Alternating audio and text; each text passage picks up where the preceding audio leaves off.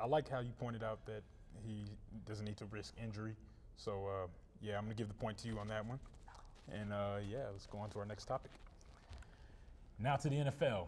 After week 1, Philly's Donovan McNabb will likely be out Sunday's game versus the New Orleans Saints and could miss more games after injuring his ribs after scoring a touchdown on the Carolina Panthers. A few days later, the Eagles go out and pick up journeyman quarterback Jeff Garcia, not to mention they have a quarterback by the name of Michael Vick in waiting. Which quarterback should play in McNabb's absence? Oh, it's obviously Jeff Garcia. The Eagles fans love him. He won 6 games for him 2 seasons ago, and he knows the offense. And Mike Vick hasn't even practiced. Wednesday, the 16th was his first practice, and he just can't do it right now. I mean, he hasn't played since December 31st, 2006, and he didn't really impress me in preseason. And Kevin Kolb, that guy does not need to be wearing an NFL uniform. Get him out of there. Yeah, I definitely agree. Kevin Kolb should not be starting, and I know they've been focusing on him, working behind McNabb, but I definitely think they should have Garcia play. And if they want to use Michael, he's on suspension until the 3rd week. But if they want to use him, have him as a wildcat quarterback. Don't use him at all. Right. Use his wait. Speed. Yeah, exactly. Just wait till he's focused.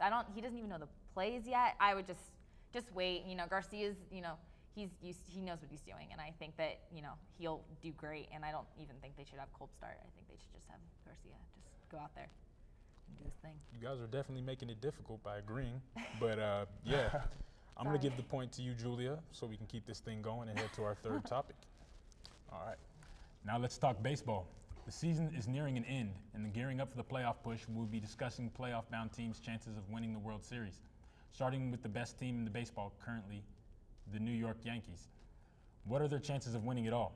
What could potentially halt their championship hopes? We'll start with you, Julia. I think right now, the Yankees do have a good chance of winning the World Series, definitely. But I think that right now they need to focus on their upcoming games.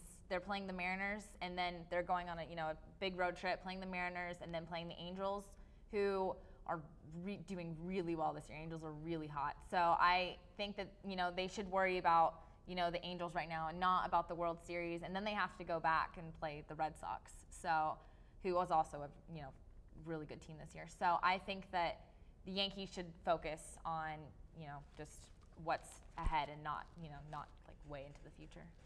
The Yankees haven't done anything to impress me yet.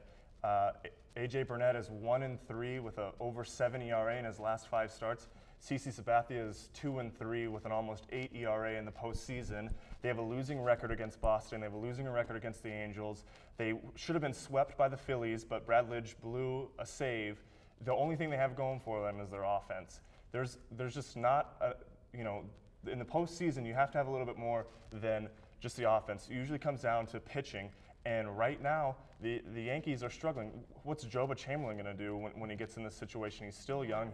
If he gets his pitch count up there and he's walking a lot of guys, he's not gonna do well. And you're opening right as the season ended today. You're opening with Detroit.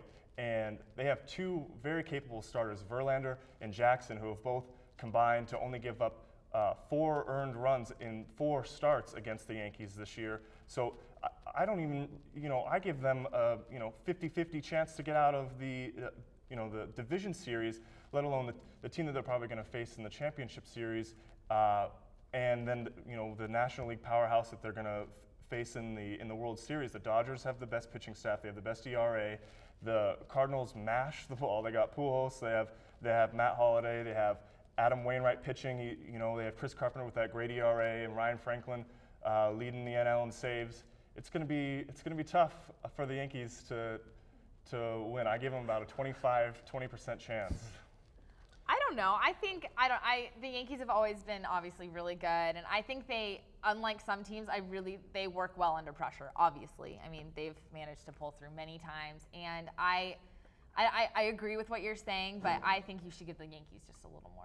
I mean, and sometimes they have a really high payroll, which doesn't help, but they have the highest payroll in the NFL, the Major League. So I think they do have good players. Derek Jeter just got that thing, and most hits. Right. Yeah, you know what I mean.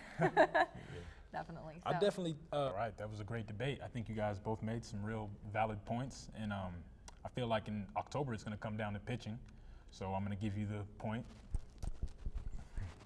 And yeah, thanks guys. It was a good debate. We learned a lot, and yeah, I'm going to send it back to Dave and Michelle at the studio.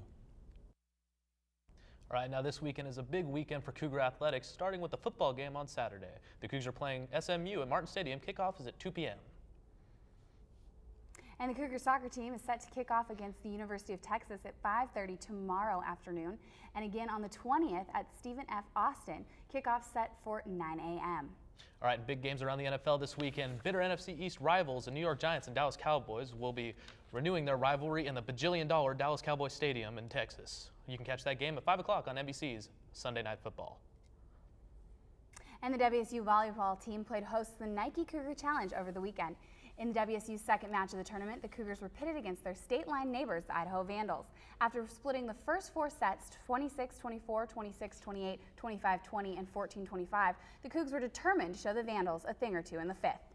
We'll take it out now to Bowler Gym with some highlights. Kelly Hyder with the serve, Idaho unable to return it. Hyder to serve it up here again, and the setup by Idaho, the bump, the set, and the spike, but it is blocked by Rachel Todorovich. Moving ahead into the set, Idaho serving now. The Cougs set it up here in a second. They'll set it up for Brittany Tillman with the attack, and she gets it right down the middle with the kill. Tillman led the Cougars with 17 kills on the night, with that one bringing the Cougars into scoring position for the win. 14-10 Cougars, Vandals to serve again. Hyder here with the bump, borderline with the set to Todorovich, who unfortunately misses the attack. Idaho now down 14-11 with the serve, but it looks like we've seen this play before. Hyder with the dig, borderline to the assist to Todorovich, who this time slams the ball down with redemption and the win. The Cougs finish up the tournament Saturday night, defeating Cal State Northridge 25-14, 25-19, and 25-22. Jackie Albright and Megan Gamser combined for 29 kills, while Renee Borderline had 38 assists and 12 digs. Coming out of the tournament, the Cougs were undefeated as they headed north to face Gonzaga and Spokane. The Cougars had no problems as they took down the Bulldogs Tuesday night in 3 sets, 25-10, 25-15, and 25-20.